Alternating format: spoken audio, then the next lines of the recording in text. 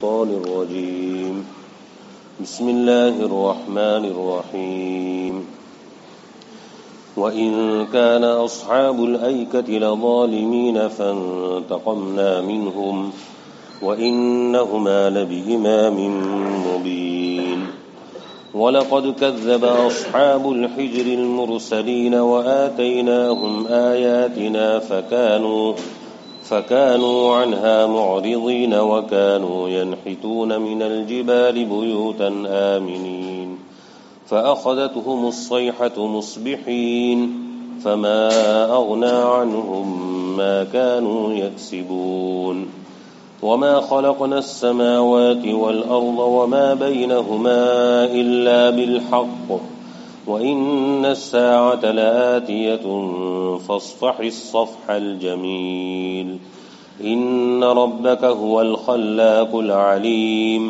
ولقد آتيناك 7 من المثاني والقرآن العظيم لا تمدن عينيك إلى ما متعنا به أزواجا منهم ولا تحزن عليهم واخفض جناحك للمؤمنین۔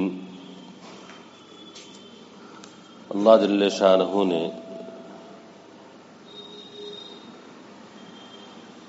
اس آیت کے اندر نبی عبادی انی انا الغفور الرحیم،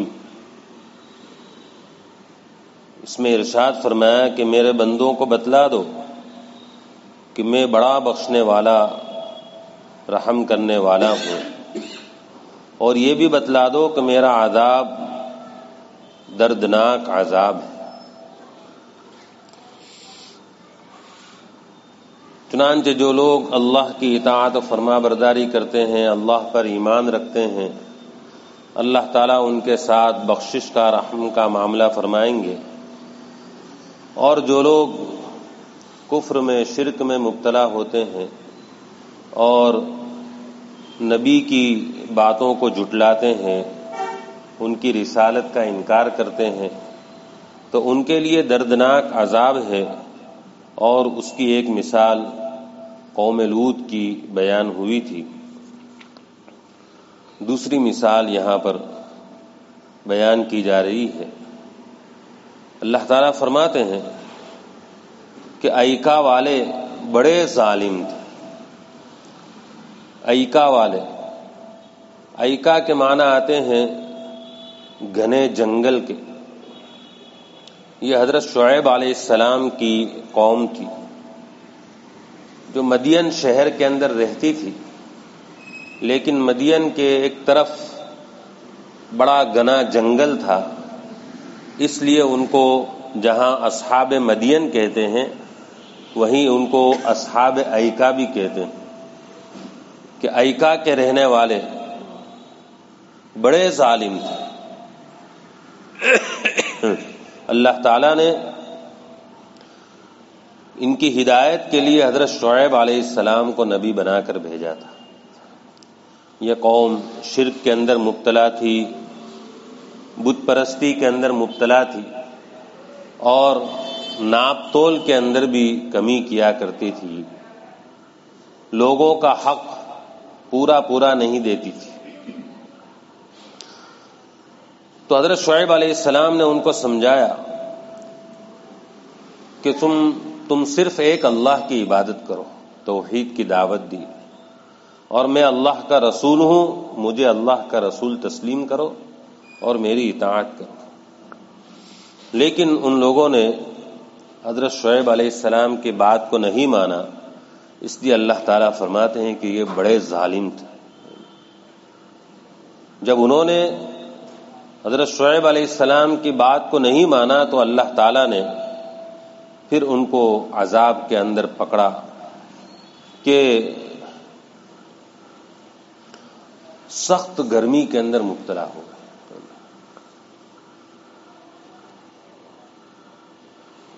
سخت گرمی کی وجہ سے پریشان تھے، اتنے میں دیکھا کہ ایک بادل ان کی طرف آ رہا ہے،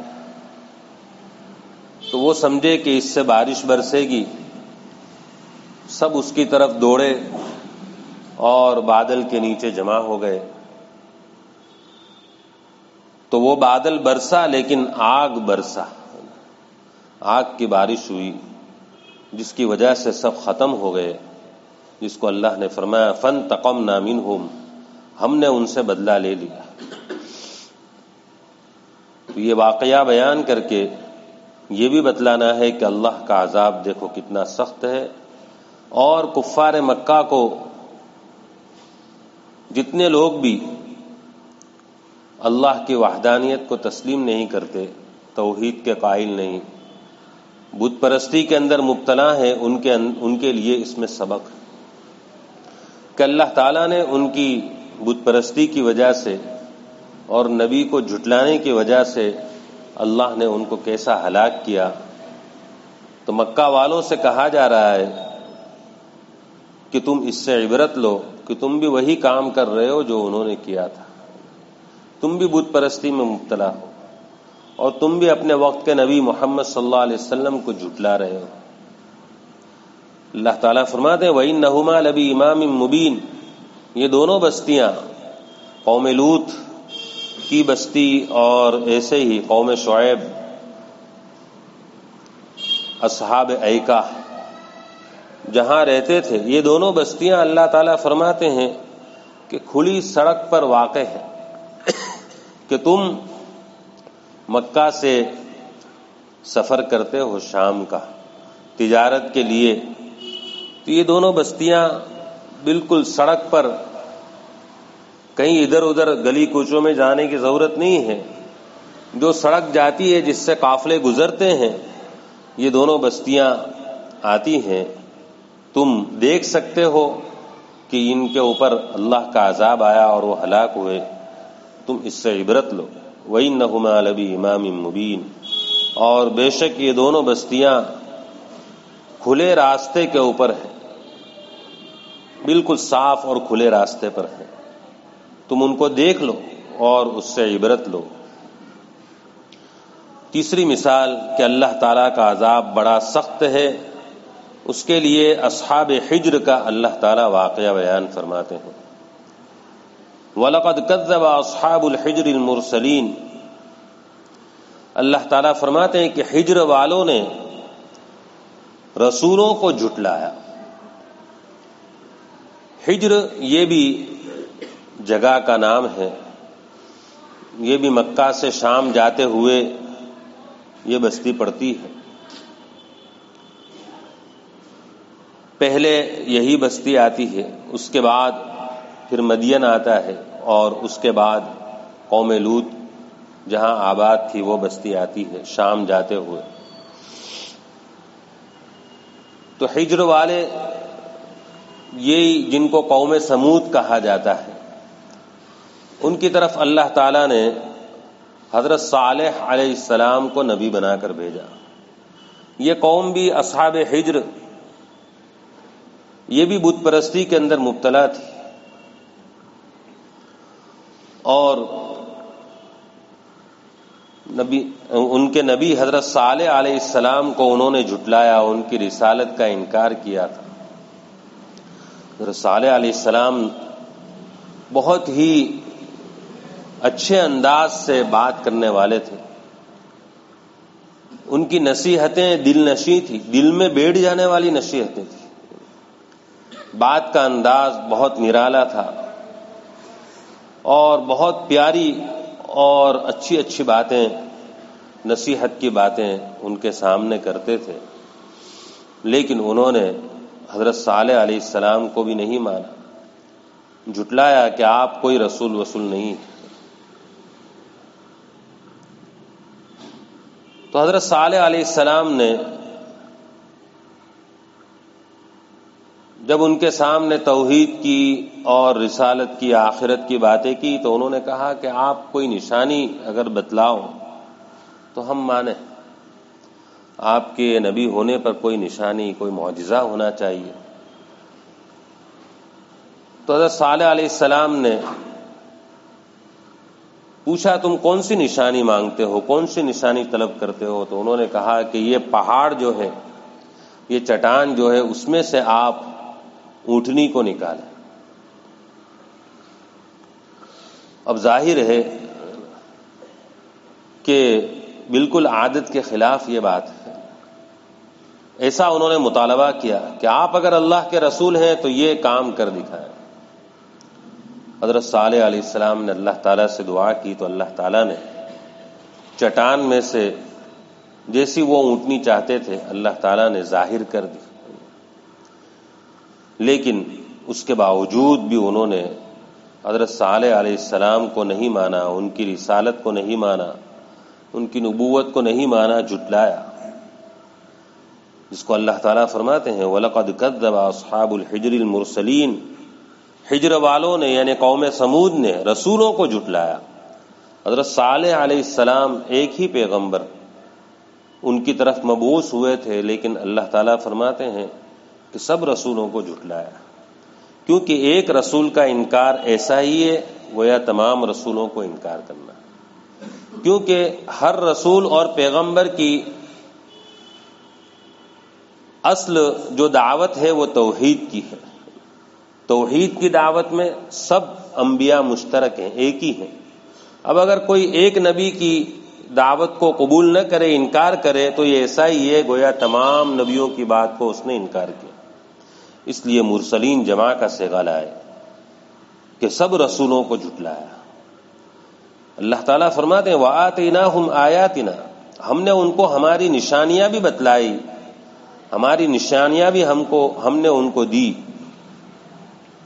ان نشانیوں کے بعد تو ہونا ہی چاہیے کہ مان لیتے، لیکن ان کی حالت کیا تھی؟ فَكَانُوا عَنْهَا مُعْرِضِينَ، ان نشانیوں سے اعراض کرنے والے تھے. جیسے یہ ناقہ اور یہ اونٹنی جو چٹان کے اندر سے نکلی تھی، اس کا بھی ان کے اوپر کوئی اثر نہیں ہوا اور وہ ماننے کے لیے تیار نہیں ہوئے.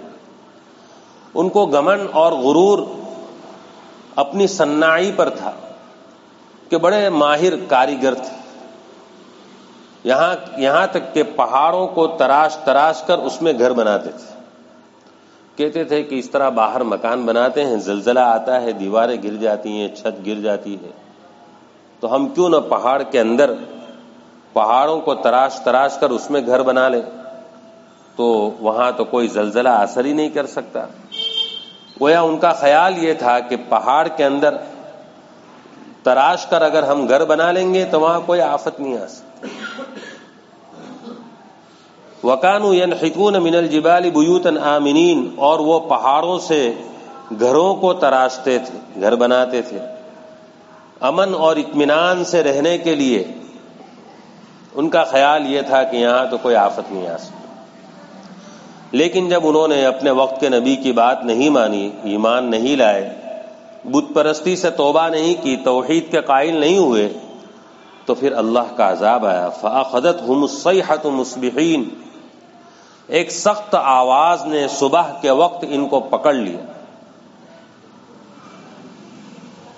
وہ سمجھتے تھے کہ یہاں ہمارے اس گھر کے اندر تو کوئی آفت آ نہیں سکتی، لیکن اسی گھر میں اللہ تعالیٰ نے ان کو ہلاک کر کے بتلایا کہ اس آواز سے سب کے سب ختم ہو گئے، اپنے گھروں میں اوندے پڑے رہ گئے. اللہ تعالیٰ فرماتے ہیں فما اغنى عنہم ما كانوا یکسبون، جو کچھ انہوں نے حاصل کر رکھا تھا، جو ان کو اپنی صناعی پر، اپنی کاریگری پر اور شان و شوکت پر، اپنی طاقت پر جو گمن اور غرور تھا، یہ سب چیزیں کچھ کام نہیں آئیں گی. نہ یہ مکان ان کو بچا سکے، اور نہ ان کی شان و شوکت، مال و دولت ان کو بچا سکی، اور نہ ان کے جھوٹے معبود یہ ان کو بچا سکے. فما اغنى عنہم ما كانوا یکسبون، نہیں کام آیا ان کو وہ جو انہوں نے حاصل کر رکھا تھا. لہذا مکہ والوں کو گویا یہ واقعات سنا کر عبرت لینے کے لیے کہا جاتا ہے کہ دیکھو وہ کام جو انہوں نے کیے تم بھی وہی کر رہے ہو. انہوں نے بت پرستی کی، اپنے وقت کی نبی کی بات کو جھٹلایا، تم بھی وہی کر رہے ہو. اس سے عبرت لو کہ پچھلے لوگ نبی کو جھٹلانے کی وجہ سے اور بت پرستی کی وجہ سے ناکام ہوئے ہیں اور اللہ کے عذاب میں گرفتار ہوئے ہیں. ان واقعات کو بیان کرنے کے بعد اصل بات کی طرف اللہ تعالی اپنا رخ پھیر کر فرماتے ہیں وما خلقنا السماوات والارض وما بینہما الا بالحق، ہم نے آسمانوں کو اور زمین کو اور جو زمین و آسمان کے بیچ میں ہیں چاند سورج اور ستارے وغیرہ، ان سب کو ہم نے ایک مقصد کے ساتھ پیدا کیا ہے، بغیر مقصد کے نہیں بنایا۔ وہ مقصد ایک متعین ہے، وہ یہ ہے تاکہ اللہ تعالی اچھے کام کرنے والوں کو اچھا بدلہ دے اور نہ ماننے والوں کو، نافرمانوں کو اللہ تعالی سزا دے۔ گویا یہ سارا کائنات کا نظام ایک آخری منزل پر پہنچنے والا ہے، اور وہ منزل ہے قیامت کی۔ وَإِنَّ السَّاعَةَ لَآتِيَةٌ بِالْيَقِينِ، بے شک کوئی شک نہیں اس میں کہ قیامت ضرور آنے والی ہے۔ چنانچہ ایمان والوں کو، اچھے عمل کرنے والوں کو اللہ تعالیٰ اچھا بدلہ دیں گے، اس دن وہ بدلے کا دن ہے، اور کفر کرنے والوں کو، شرک کرنے والوں کو، نافرمانوں کو سزا ملے گی۔ ابھی یہ لوگ آپ کی بات نہیں مانتے تو آپ غمگین نہ ہو اور ان کو خوبصورت طریقے سے درگزر کیجیے۔ فاصفح الصفح الجمیل، آپ درگزر کیجیے، خوبصورت درگزر کرنا۔ ایک تو آدمی کو جب کوئی تکلیف کسی کی طرف سے پہنچتی ہے تو وہ سامنے والے کو درگزر یعنی چھوڑ دیتا ہے، اس وجہ سے کہ اس کے اندر بدلے کی طاقت نہیں ہے، تو درگزر کر دیتا ہے، چھوڑ دیتا ہے، لیکن دل میں انتقام کا جذبہ ہوتا ہے، دل میں بدلہ لینے کا جذبہ ہوتا ہے، تو یہ بھی درگزر کرنا ہے۔ دوسرا درگزر کرنا یہ ہے کہ آدمی کو بدلہ لینے کی طاقت ہے پھر بھی چھوڑ دے، اور دل میں انتقام کا، بدلے کا کوئی جذبہ نہ ہو، اس کو کہتے ہیں صفح الجمیل، کہ آپ ان کو اس طرح ان سے درگزر کریں، چھوڑیں کہ خوبصورت درگزر کرنا ہو، بدلے کی طاقت کے بعد بھی آپ چھوڑ دیں اور دل میں انتقام کا بھی کوئی جذبہ نہ ہو۔ ان ربک هو الخلاق العلیم، بے شک آپ کا رب وہ بکثرت بار بار پیدا کرنے والا یا سب کچھ پیدا کرنے والا ہے، اور علیم ہے، ہر چیز کا علم اس کو ہے۔ جب وہ ہر چیز کو پیدا کرنے والا ہے، ہر چیز کا علم اس کو ہے، تو اس کا تقاضا یہی تھا کہ یہ لوگ آپ کی بات کو، جو آپ توحید کی ان کے سامنے کرتے ہیں، مان لیتے ہیں کہ اللہ جب خلاق علیم ہے تو معبود وہی ہوگا، لیکن اس کے باوجود یہ لوگ نہیں مانتے۔ کل قیامت کے دن وہ اس کو بھگتیں گے، آپ ابھی ان کے ساتھ درگزر کا معاملہ کیجیے۔ یہ سورت جب نازل ہو رہی تھی اس وقت مکہ میں مسلمانوں کی حالت بڑی قسم پوسی کی حالت تھی۔ مکہ والوں کی طرف سے، کفار کی طرف سے بہت ہی ظلم اور زیادتی اور اذیتوں اور تکلیفوں کا سامنا تھا، اور مسلمان جو اسلام میں آتے تھے کسی کو گھر سے نکال دیا جاتا تھا، اور کسی کے ساتھ اور طریقے سے ظلم ہوتا تھا جس کے واقعات مشہور ہیں۔ اندازہ لگا سکتے ہیں، ہم تصور کر سکتے ہیں کہ ایک طرف نبی کریم صلی اللہ علیہ وسلم آپ نبوت سے پہلے تجارت کرتے تھے، آپ کی اچھی خاصی تجارت تھی، لیکن اس ذمہ داری کی وجہ سے آپ نے چھوڑ دی تھی۔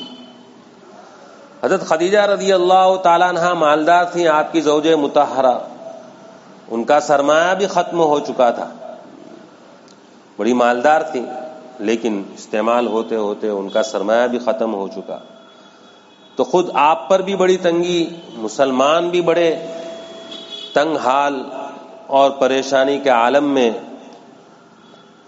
ایسے وقت میں اللہ تعالیٰ کی طرف سے کہا جا رہا ہے کہ کوئی غم اور فکر کرنے کی بات نہیں، آپ تسلی رکھیں کہ آپ کو جو ایک نعمت اللہ تعالیٰ کی طرف سے دی گئی ہے، اس نعمت کے مقابلے میں یہ سب کچھ جو آپ کے ساتھ ہو رہا ہے اس کی کوئی حیثیت نہیں ہے۔ وہ بڑی نعمت کیا ہے؟ وَلَقَدْ آتَيْنَاكَ سَبْعًا مِّنَ الْمَثَانِي وَالْقُرْآنَ الْعَظِيمِ، بالیقین ہم نے آپ کو بار بار دہرائی جانے والی کتاب کی 7 آیتیں اور عظیم قرآن عطا فرمایا ہے۔ بار بار پڑھی جانے والی 7 آیتیں قرآن کی، کتاب اللہ کی کون سی ہیں؟ سورہ فاتحہ، یہ ہم نے آپ کو دی، اور عظیم قرآن ہم نے آپ کو دیا۔ یہ ایسی بڑی نعمت ہے کہ اس کے مقابلے میں کوئی نعمت نہیں ہو سکتی، ساری نعمتیں ہیچ ہیں۔ جب یہ عظیم قرآن آپ کو ملا ہے اور سورہ فاتحہ جیسی سورت آپ کو ملی ہے، تو اب یہ کفار جو بڑے بڑے مالدار اور رئیس ہیں، ان کو اللہ تعالیٰ نے خوب مال و دولت دے رکھی ہے، اور آپ کی حالت اور مسلمانوں کی حالت خستہ ہے، کمزور ہے، لیکن یہ نعمت سب سے بڑی ہے قرآن کی اور یہ سورہ فاتحہ کی، اس لیے آپ آنکھ اٹھا کر بھی مت دیکھنا۔ جو ہم نے ان لوگوں کو برتنے کا سامان ان میں سے کئی لوگوں کو دے رکھا ہے، آپ آنکھ اٹھا کر بھی نہ دیکھیں ان چیزوں کی طرف جن کو ہم نے برتنے کے لیے، یعنی استعمال کرنے کے لیے، برتنے کے لیے دے رکھا ہے، ان میں سے کئی لوگوں کو۔ تو یہ بڑے بڑے مالدار ہیں، آپ اس کی وجہ سے غمگین بھی نہ ہو اور حسرت بھی آپ کو نہ ہو کہ ہم تو اللہ کو ماننے والے، پھر ہماری یہ حالت نہیں۔ آپ کو جو نعمت دی ہے وہ بہت بڑی ہے، قرآن یہ بڑی دولت ہے۔ حضرت آور رحمت اللہ علیہ ایک مرتبہ ایک مسجد کے پاس سے گزر رہے تھے، انہوں نے دیکھا کہ مسجد کے اندر کچھ لوگ ہیں، وہ آپس میں ادھر ادھر کی باتیں کر رہے ہیں۔ ان کو یہ بات اچھی نہیں لگی، تو انہوں نے حضرت علی رضی اللہ تعالیٰ عنہ کے پاس جا کر یہ شکایت کی کہ مسجد میں بیٹھ کر ادھر ادھر کی باتیں کر رہے ہیں۔ تو حضرت علی رضی اللہ تعالیٰ عنہ نے فرمایا واقعتاً وہ لوگ ادھر ادھر کی باتوں میں مشغول ہیں؟ کہا ہاں۔ تو حضرت علی رضی اللہ تعالیٰ عنہ نے فرمایا کہ سن، نبی کریم صلی اللہ علیہ وسلم نے مجھ سے فرمایا کہ عن قریب بگاڑ اور خرابی یہ ظاہر ہوگی۔ یہ بھی ایک بگاڑ کی صورت تھی، مسجد میں ادھر ادھر کی باتوں میں منہمک ہونا۔ کہا کہ زمین پر بگاڑ اور خرابی یہ پھیلے گی اور ظاہر ہوگی۔ جب نبی کریم صلی اللہ علیہ وسلم نے یہ بات ارشاد فرمائی تو حضرت علی فرماتے ہیں کہ میں نے عرض کیا اللہ کے رسول بچنے کی کیا صورت؟ جب یہ بگاڑ پھیل جائے گا، بگاڑ ظاہر ہوگا، خرابی ظاہر ہوگی، اس وقت بچنے کی کیا صورت ہے؟ تو نبی کریم صلی اللہ علیہ وسلم نے فرمایا کہ اس سے بچنے کی صورت قرآن پاک کو مضبوطی سے تھامنا ہے اور اس کو محفوظ رکھنا ہے، اس کو یاد رکھنا ہے، اس پر عمل کرنا ہے۔ تو یہ قرآن یہ بگاڑ سے اور خرابی سے بچائے گا۔ ظاہر ہے جو قرآن پاک کے احکام پر اور اس کی ہدایات پر عمل کرے گا تو گمراہ نہیں ہوگا، وہ بگاڑ میں مبتلا نہیں ہوگا، وہ خرابی میں مبتلا نہیں ہوگا۔ قرآن پاک کے یاد کرنے، سیکھنے اور پڑھنے کے بڑے فضائل ہیں، جو فضائل قرآن میں بھی حضرت شیخ رحمت اللہ علیہ نے نقل کیے ہیں۔ چنانچہ ایک حدیث ہے، حضرت عقبہ ابن عامر رضی اللہ تعالیٰ عنہ فرماتے ہیں کہ نبی کریم صلی اللہ علیہ وسلم نے صفہ والوں سے فرمایا، صفہ والے جو مسجد نبوی کے اندر ایک طرف نبی کریم صلی اللہ علیہ وسلم کے پاس علم حاصل کرنے کے لیے پڑے رہتے تھے. ان سے نبی کریم صلی اللہ علیہ وسلم نے فرمایا کہ تم میں سے کوئی اس بات کو پسند کرتا ہے کہ بطحان اور عقیق یہ وادیاں ہیں کہ ان وادیوں تک جائے اور وہاں جانے کے بعد بغیر چوری کے، بغیر غصب کے، یعنی بغیر کسی کا حق مارے اس کو 2 اونٹنیاں مل جائیں؟ تو سب اصحاب صفہ نے کہا کیوں نہیں اللہ کے رسول، ہم سب پسند کرتے ہیں. تو پھر نبی کریم صلی اللہ علیہ وسلم نے فرمایا کہ تم صبح کے وقت مسجد میں کیوں نہیں جاتے کہ وہاں جا کر قرآن پاک کی 2 آیت سیکھتے یا پڑھتے تو اس کا ثواب ایسا ہے گویا کہ تم کو 2 اونٹنیاں مل گئی. 3 پڑھ لے تو 3 اونٹنیوں کے برابر، 4 پڑھے تو 4 اونٹنیوں کے برابر. اس طرح جتنی آیتیں سیکھے اتنی اونٹنیوں کی تعداد کے بقدر اللہ تعالیٰ اس کو ثواب عطا فرمائیں گے. تو قرآن پاک کی 2 آیت پڑھنے پر اتنا بڑا ثواب، اور بھی بڑے فضائل ہیں. بعض لوگ قرآن پڑھے ہوئے نہیں ہوتے، انہوں نے بچپن کے اندر اس کو پڑھا نہیں ہوتا، اب بڑے ہونے کے بعد ان کے لیے دشواری ہوتی ہے، تو ان کے لیے بھی اللہ تعالیٰ نے کیسی آسانی کر دی کہ ایسی چھوٹی چھوٹی صورتیں اللہ تعالیٰ نے نازل فرما دی کہ ان کو یاد کرنا کوئی مشکل نہیں، ان کو پڑھنا کوئی مشکل نہیں. چنانچہ ایک صحابی رضی اللہ تعالیٰ عنہ نبی کریم صلی اللہ علیہ وسلم کی خدمت میں حاضر ہوئے اور انہوں نے عرض کیا اللہ کے رسول مجھے قرآن کریم یاد کرائیے. تو آپ نے فرمایا کہ جن صورتوں کے اندر راہ ہے وہ سورہ یونس سے سورہ ہجر تک، الف لام را، الف لام میم را، ان صورتوں میں سے تم 3 صورتیں یاد کر لو. انہوں نے کہا اللہ کے رسول بوڑھا ہو چکا ہوں، میرے قوا اب جواب دے چکے ہیں، میرے لیے یاد کرنا بڑا مشکل ہے ان صورتوں کو. تو آپ نے فرمایا جن صورتوں کے شروع میں حامیم ہے اس میں سے 3 یاد کر لو.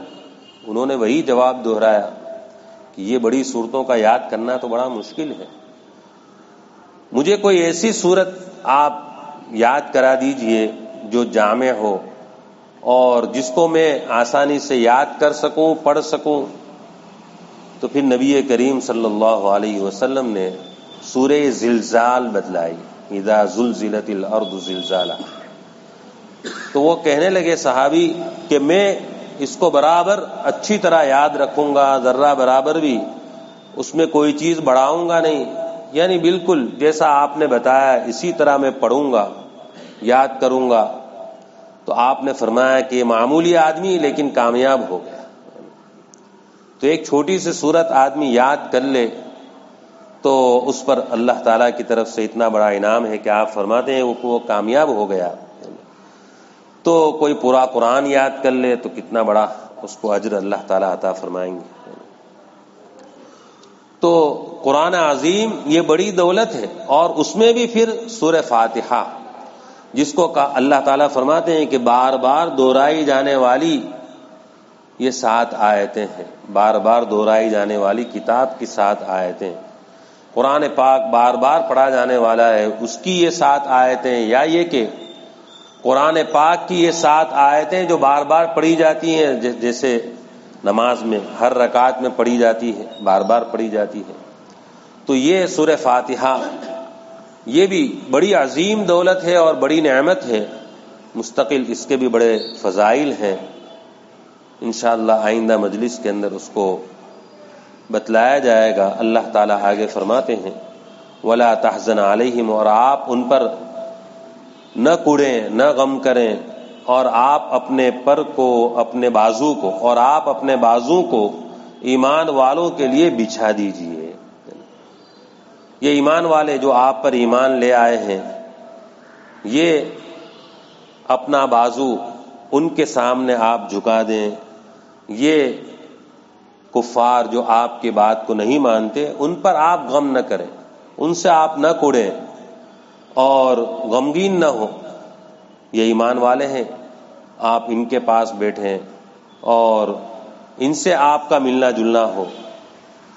ہاں البتہ دعوت کے لیے اور توحید اور رسالت آخرت سمجھانے کے لیے تو ان کے پاس ضرور جانا ہے، تبلیغ سے نہیں روکا جا رہا. بہرحال اللہ تعالیٰ نے ان آیتوں کے اندر جو باتیں بیان کی اس میں ہمارے لیے بھی بڑا سبق ہے. اللہ تعالیٰ ہم سب کو عمل کی توفیق عطا فرمائے. سبحانك اللهم وبحمدك وتبارك اسمك وتعالى جدك ولا إله غيرك لا إله إلا أنت سبحانك إني كنت من الظالمين وإلهكم إله واحد لا إله إلا هو الرحمن الرحيم. اللهم صل على محمد عبدك ورسولك وصل على المؤمنين والمؤمنات والمسلمين والمسلمات. اے اللہ ہمارے گناہوں کو معاف فرما، ہماری خطاؤں سے درگزر فرما، ہماری سیئات کو حسنات سے مبدل فرما. اے اللہ دنیا اور آخرت کی بھلائیاں نصیب فرما، دنیا اور آخرت کی ذلت اور رسوائی سے پوری پوری حفاظت فرما. اے اللہ ایمان کامل نصیب فرما، صدیقین والا یقین نصیب فرما، قرآن پاک کی تلاوت کا زیادہ سے زیادہ اہتمام نصیب فرما، قرآنی آیات اور ہدایات پر عمل کرنے کی توفیق عطا فرما، موت تک ایمان پر ثابت قدمی نصیب فرما. یا اللہ گمراہ ہو جانے سے حفاظت فرما، بھٹک جانے سے حفاظت فرما. یا اللہ ایمان کے خلاف سارے باتوں اور کاموں سے ہماری حفاظت فرما. یا اللہ دین پر استقامت نصیب فرما. یا اللہ اپنے اپنے وقت پر ہم سب کو حسن خاتمہ نصیب فرما، برے خاتمے سے حفاظت فرما. مرنے کے بعد کی تمام منزلوں میں کامیابی نصیب فرما کر بغیر حساب کتاب کے جنت الفردوس عطا فرما. اے اللہ پریشان حالوں کی پریشانیوں کو دور فرما، مصیبت زدوں کی مصیبتوں کو دور فرما، بیماروں کو شفا نصیب فرما، حاجت مندوں کی جائز حاجتیں پوری فرما. سب کے جائز کاموں کو اپنے فضل سے بنا دے. سب کے کام یا اللہ جو رکے ہوئے ہیں اٹکے ہوئے ہیں اپنے فضل سے یا اللہ ان رکاوٹوں کو دور فرما، سب کے کاموں کو بنا دے. سب کو حلال پاکیزہ برکت والی وسیع روزی آسانی کے ساتھ عطا فرما دے. ہم سب کو اور پوری امت کو کسی کا محتاج اور دست نگر نہ بنا، ہم کو دینے والوں میں سے بنا دے. یا اللہ تیرے راستے میں خرچ کرنے والوں میں سے بنا دے. یا اللہ ہم سب پر اپنا خصوصی فضل فرما دے. ربنا تقبل منا انك انت السميع العليم وتب علينا انك انت التواب الرحيم وصلى الله على النبي الكريم برحمتك يا